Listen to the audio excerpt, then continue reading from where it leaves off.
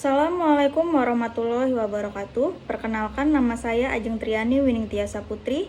Saya peserta pelatihan dasar CPNS Pemerintah Kabupaten Tanah Laut tahun 2022, golongan 2, angkatan 1, kelompok 1 dengan nomor NDH 10. Di sini saya akan mempresentasikan PPT saya yang berjudul Analisis Isu Efektivitas Kinerja Individu berdasarkan tupoksi jabatan saya, yaitu asisten apoteker. Baik, langsung saja.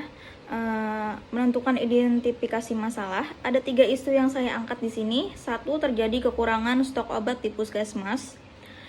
Kekosongan itu bisa saja datang dari gudang farmasinya. 2, tidak adanya penandaan atau pelabelan obat mendekati kadaluarsa.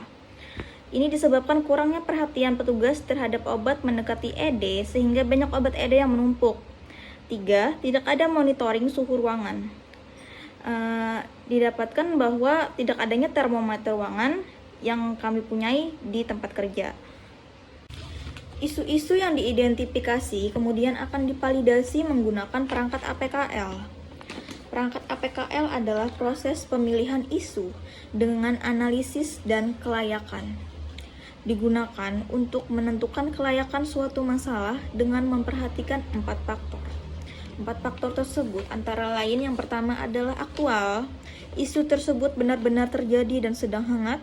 Yang kedua, problematik, memiliki dimensi masalah yang kompleks. Ketiga, kehalayakan, artinya menyangkut hajat hidup orang banyak. Dan terakhir itu layak, artinya masuk akal dan realistis serta relevan untuk dicari solusinya. Kemudian bisa dilihat dari tabel ini. Isu yang memenuhi syarat adalah tidak adanya penandaan atau pelabelan obat mendekati kadaluarsa, sedangkan 2 isu lainnya tidak memenuhi syarat berdasarkan kriteria APKL, yaitu terjadi kekurangan stok obat di puskesmas dan tidak ada monitoring suhu ruangan. Kemudian kita lanjut ke Fishbone. Ada dari segi manusia, metode, material, dan lingkungan.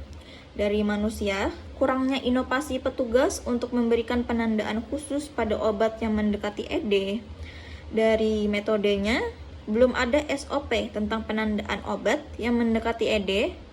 Dari segi material, belum terdapat label penandaan obat mendekati ED seperti stiker-stiker yang ada di rak obat. Kemudian dari lingkungannya, ruang penyimpanan obat terbatas, sehingga penandaan dan penataannya itu kurang efektif. Sehingga itu semua menyebabkan tidak adanya penandaan pada obat yang mendekati ED. Lalu kita lanjutkan dengan gagasan kreatif penyelesaian isu dengan metode SWOT. Metode SWOT adalah strengths atau kekuatan, weakness atau kelemahan, opportunities atau peluang, threats atau ancaman.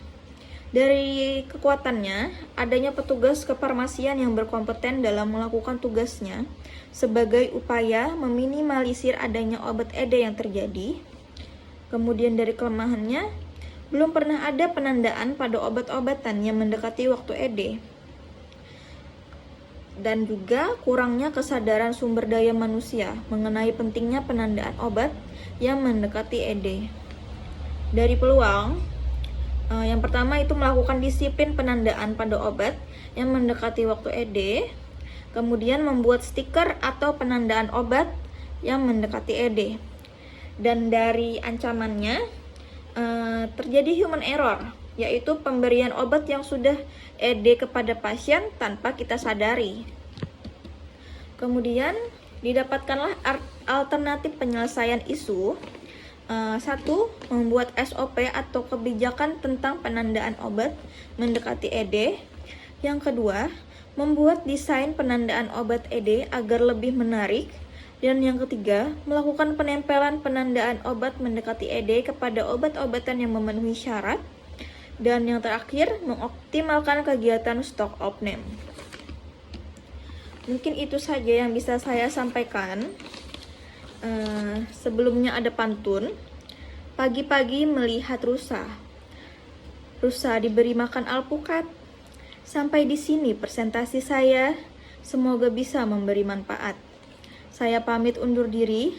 Assalamualaikum warahmatullahi wabarakatuh.